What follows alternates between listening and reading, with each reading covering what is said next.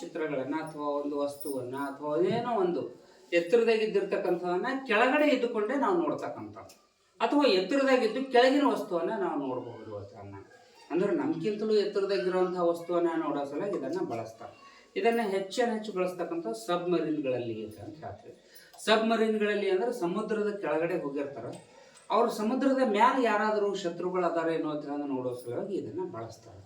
ಇದರೊಳಗೆ ಏನಂದ್ರೆ ನಾವು ರಟ್ಟನ್ನು ಬಳಸಿದ್ದೇವೆ, ರಟ್ಟನ್ನು ಕೋನೀಯವಾಗಿ ಕತ್ತರಿಸಿದ್ದೇವೆ, 2 ಕನ್ನಡಿಗಳನ್ನು ಸೇರಿಸಿದ್ದೇವೆ, ಇಲ್ಲೊಂದು ಕನ್ನಡಿ ಇಟ್ಟಿದ್ದೇವೆ.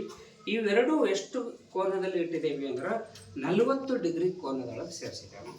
ಇದನ್ನು ಈ ಕಡೆ ಭಾಗಿಸಿದ್ದೇವೆ 40 ಡಿಗ್ರಿ, ಇದರ ಅಪೋಸಿಟ್ದೊಳಗಡೆ ಇಲ್ಲಿ 40 ಡಿಗ್ರಿ ಇಟ್ಟಿರ್ತಿದ್ದೇವೆ. ಇಲ್ಲಿ ನೋಡ್ಬೋದು, ತೋರಿಸ್ಬೋದು ನೋಡಿ, ಸಮೀಪ ಬಂದು ತೋರಿಸಿದನ್ನ ಇದು 40 ಡಿಗ್ರಿ ಬಾಗಿರುವಂಥದ್ದನ್ನು ನೀವು ನೋಡ್ತಿದ್ದೀವಿ. ಇಲ್ಲಿಂದ ಇಲ್ಲಿಗೆ ಎಷ್ಟು ಕೋನ ಅದ ಅಂದ್ರೆ 40 ಡಿಗ್ರಿ ಅದ. ಅಂದ್ರೆ ಇದು ಕನ್ನಡಿನೂ ಕೂಡ 40 ಡಿಗ್ರಿ. ಇದರದ ಡೈರೆಕ್ಟ್ ಇದರ ಅಪೋಸಿಟ್ ಡೈರೆಕ್ಷನ್ದೊಳಗೆ ಇಲ್ಲಿ ಈ ಮೂಲೆದೊಳಗಡೆ ನಮ್ಗೆ ಇಲ್ಲಿ 40 ಡಿಗ್ರಿಯನ್ನು ಸೇರಿಸಿರ್ತಿದ್ದೀವಿ.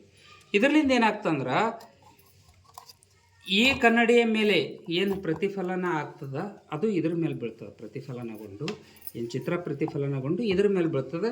ಇದರ ಪ್ರತಿಬಿಂಬವನ್ನು ನಾವು ಇಲ್ಲಿ ನೋಡಬಹುದು ಅಂತ ಹೇಳ್ತೀವಿ. ಇದನ್ನು ನೋಡಬೇಕಾದ್ರೆ ಒಂದು ಸ್ವಲ್ಪ ಸಣ್ಣ ಪ್ರಯೋಗ ಮಾಡೋಣ ಅಂತ.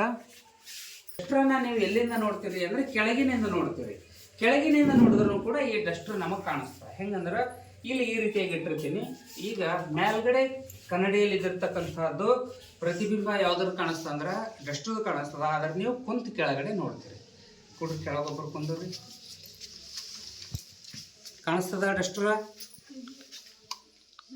ಕಾಣಿಸ್ತದ, ಈಗ ಕಾಣಿಸ್ತದ ನೋಡಲ್ಲಿ ವಿಡಿಯೋದೊಳಗನ್ನು ತೋರಿಸೋದನ್ನು ನಾವು ಮೇಲ್ಗಡೆ ಇಟ್ಟಿದ್ದೇವೆ. ಆದರೆ ಕೆಳಗಡೆಯಿಂದ ನಾವೇನು ಮಾಡ್ಬೋದು, ಡಸ್ಟರನ್ನು ನೋಡ್ಬೋದಲ್ಲ, ನಾವು ನೋಡ್ಬೋದಲ್ಲ.